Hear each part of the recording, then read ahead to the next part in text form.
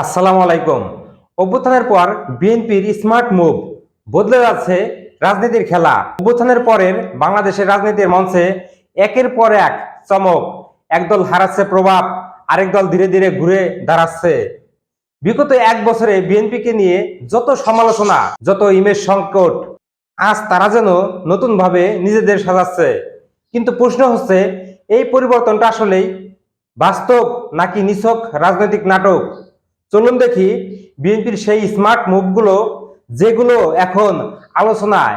তার আগে ছোট্ট একটা কথা, আমার এই চ্যানেল বাংলা দর্পণ যদি এখনো সাবস্ক্রাইব করে না থাকেন, একটু করে দিন, যাতে ভবিষ্যতে এমন বিশ্লেষণ মিস না করেন। অভ্যুত্থানের ঠিক পরপরই বিএনপি পড়েছিল তীব্র ইমেজ সংকটে। চাঁদাবাজি, বাজার দখল, নিজেদের মধ্যে মারামারি, এসব অভিযোগে সোশ্যাল মিডিয়া জুড়ে শুরু হয়েছিল সমালোচনার ঝড়। অনেকেই তখন ভাবছিল, এই অবস্থায় বিএনপি কি আদৌ নির্বাচনে আগে নিজেদের ইমেজ উদ্ধার করতে পারবে? সবচেয়ে বড় সমস্যা ছিল, তারা সোশ্যাল মিডিয়ায় ন্যারেটিভ পাল্টা জবাব দিতে পারছিল না। তৃণমূলে উচ্ছৃঙ্খল নেতাকর্মীদের কন্ট্রোলে আনতে পারছিল না। ফলাফল, জনমনে তৈরি হয়েছিল একটাই ভাবনা, যেভাবেই হোক বিএনপিকে ঠেকাতে হবে। কিন্তু এরপর দৃশ্যপট পাল্টাতে শুরু করে। সেনাবাহিনীর ম্যাজিস্ট্রেসি পাওয়ার কার্যক্রমে চাঁদাবাজি দমে যায়। বিএনপির সিনিয়র নেতারা স্থায়ী পর্যায়ে প্রশাসনকে সহায়তা করে, নিজেদের কর্মীদের উপর কড়া ব্যবস্থা নেয়। বিশ্ববিদ্যালয়ের ছাত্র সংসদ নির্বাচনে ছাত্র দলের ভরাডুবির পর তৃণমূল বুঝতে পারে ইমেজ এখন মূল শক্তি। আর সেই উপলব্ধি থেকেই বিএনপি কিছুটা সংযত হয়ে ওঠে। এই পরিবর্তনের পিছনে বড় ভূমিকা রাখেন তারেক রহমান। তিনি ভিডিও কলে সরাসরি তৃণমূল নেতাদের সঙ্গে কথা বলেন, অন্তর্দলীয় বিরোধ মিটিয়ে শৃঙ্খলার বার্তা দেন। এই সরাসরি যোগাযোগ দলটাকে অনেকটাই সংগঠিত করে তোলে।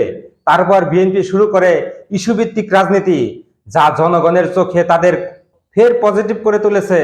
প্রথমেই আসে ভারত ইস্যু। হাসিনার আমলে এন্টি ইন্ডিয়া সেন্টিমেন্ট অনেক বেশি বেড়েছিল, কিন্তু বিএনপি শুরুতে চুপ ছিল। তারেক রহমান সম্প্রতি বিবিসিকে দেয়া এক সাক্ষাৎকারে বুদ্ধিদীপ্তভাবে বলেন, ভারত যদি বাংলাদেশের জনগণের আস্থা হারায়, তাহলে বিএনপি জনগণের পক্ষে অবস্থান নেবে। এই বক্তব্যেই জনগণের মধ্যে তৈরি হয় নতুন আশা।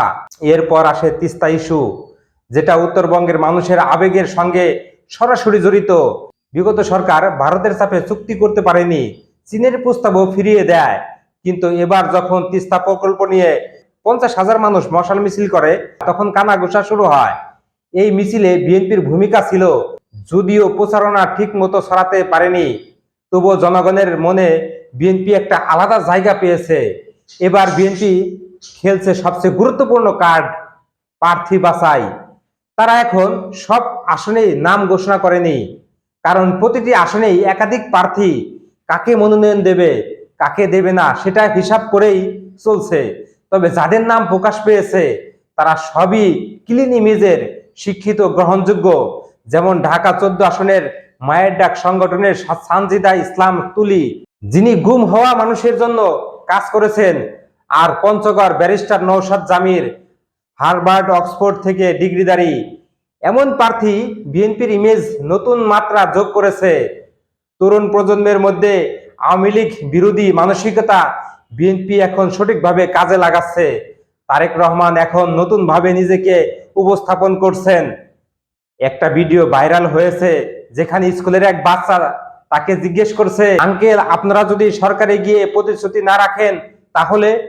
তারেক রহমান হেসে উত্তর দেন, আগের টার্মে আমরা কি করেছি সেটা তোমার বাবা মাকে জিজ্ঞেস করো। এবারও যদি না পারি, তাহলে পরের বার ভোটটা দিও না।